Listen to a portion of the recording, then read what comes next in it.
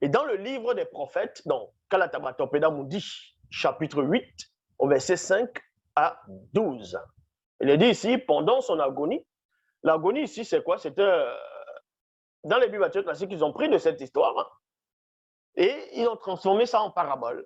Et dans cette parabole, comme dans l'accoutumée, le fameux Jésus a menti volontairement, s'est trompé, s'est égaré, comme d'habitude.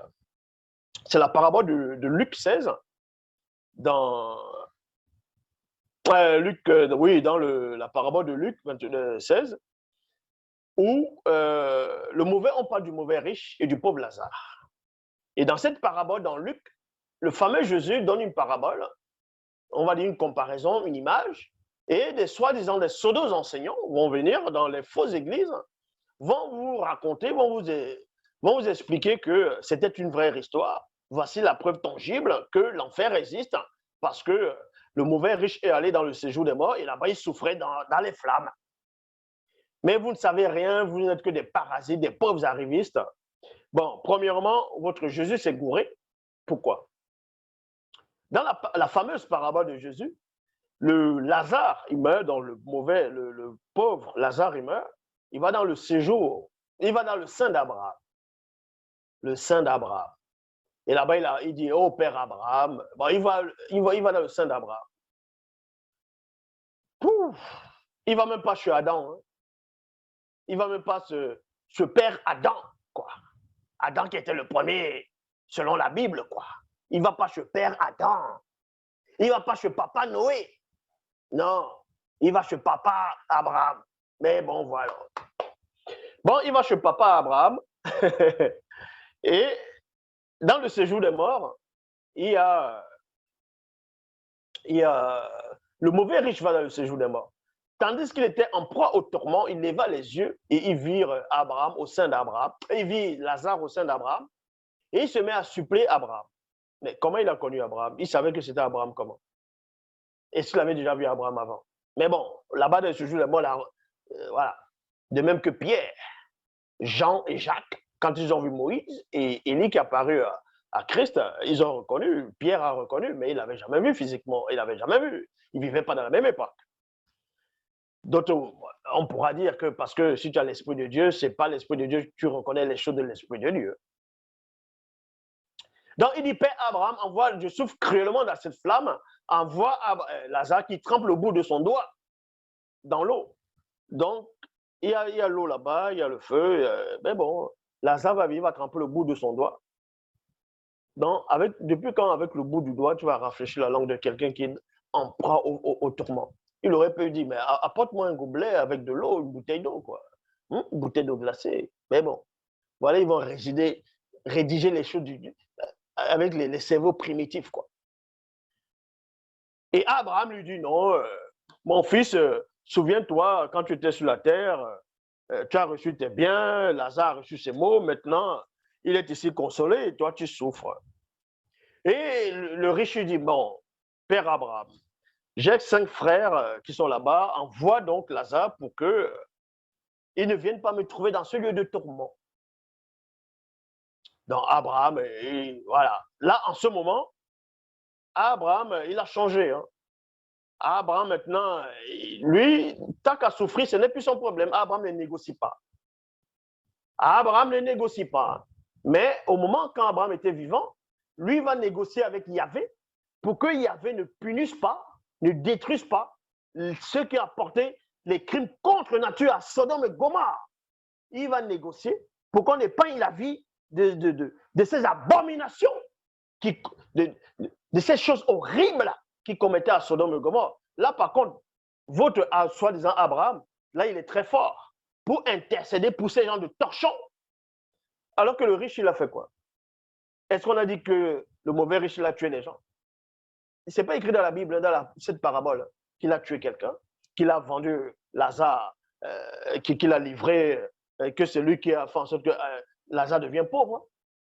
Il n'a pas juste voulu donner la nourriture. Il vivait bien, il aimait le festin, il mangeait bien, voilà. Il tournait sûrement des reins. Et il meurt. Il souffre dans cette flamme de feu. Il supplie Abraham. Abraham lui dit même pas, bon, attends, je veux voir Dieu. attends, je veux voir le daron. Comme j'ai vu le daron une fois là, quand j'étais encore vivant pour les habitants de Sodome et Gomorrhe.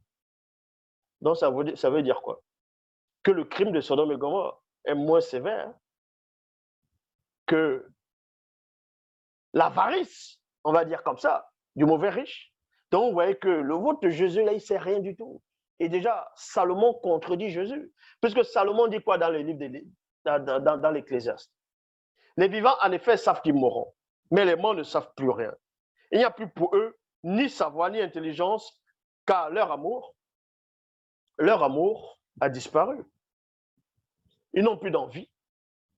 Leur envie a disparu. Leur haine, leur amour a disparu. Tandis que dans la soi-disant parabole que les chrétiens prennent pour vrai, une grande majorité, vous montre que ce mauvais riche avait l'amour pour ses frères. Il avait envie de sauver ses frères. Il avait encore des activités là-bas dedans. Maintenant, vous allez dire quoi? Que c'est vous-là qui tortent toujours les Écritures? N'importe quoi. Donc, celui qui marche selon le verbe de Loba, ne vous inquiétez même pas. Dès qu'il quitte physiquement, il va dans le séjour des morts réservé aux initiés. Et là-bas, il est conscient. Là-bas, il est conscient. Donc, voici donc la vraie histoire de Lazare et du riche.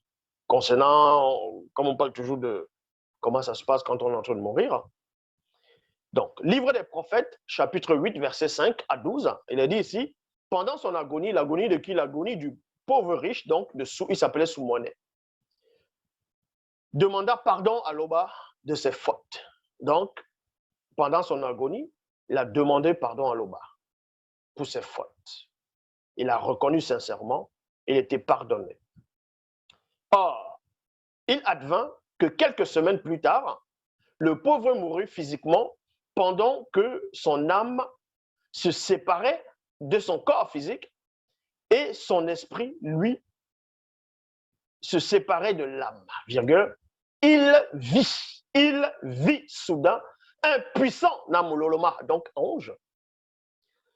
Le Namuloloma lui dit, ne crains point car tes souffrances et ta condition dans le visible prennent fin à cet instant même. Il y a point. Ainsi, le Namuloloma transporta son âme dans le séjour des vivants, Mundimakwedi réservé aux initiés.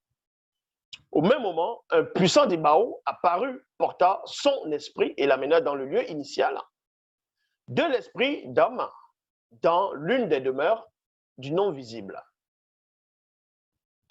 Là-bas, dans le séjour des vivants, Mundimakwedi réservé aux initiés, dans le séjour des morts réservé aux initiés, il, entre parenthèses, son âme, vit Sango, ce que vous allez appeler Abraham, ainsi que tous ceux connus qui n'avaient point connu la mort spirituelle.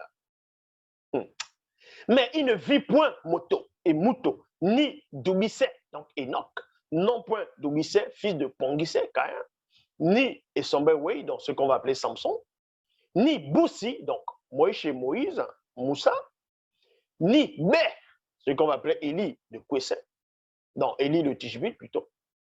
Donc ni Bé, ni Bélé, donc qui est Jérémie, ni Djongwane, donc Jean-Baptiste, pas même Eyume qui est la mère de John Kisabe, qui est le vrai Christ.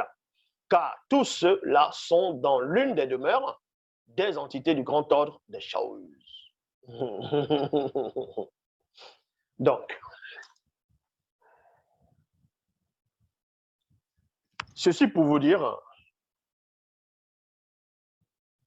quand vous vous séparez d'un être cher, c'est pour ça qu'on dit l'être cher, il y a un déchirement, il y a une séparation, il y a quelque chose, ça fait mal parce qu'il y avait des liens que vous avez tissés. Maintenant, s'il n'y a pas de lien avec la personne vous a dit, ah, la personne était dans le... Oui, la personne, j'ai connu cette personne, on n'était pas proche. Ça ne fait rien après. Mais si tu étais proche de la personne, parce que être proche, ce n'est pas seulement physiquement. Il y a aussi le lien avec l'âme. Et c'est douloureux, c'est émotionnel, c'est mental, sentimentalement, moralement et spirituellement. Donc il y a ce lien, ce déchirement.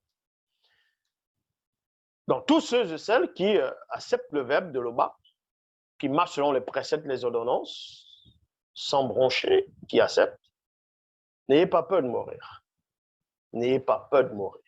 Bon, quand il dit n'ayez pas peur de mourir, tout dépend de la façon.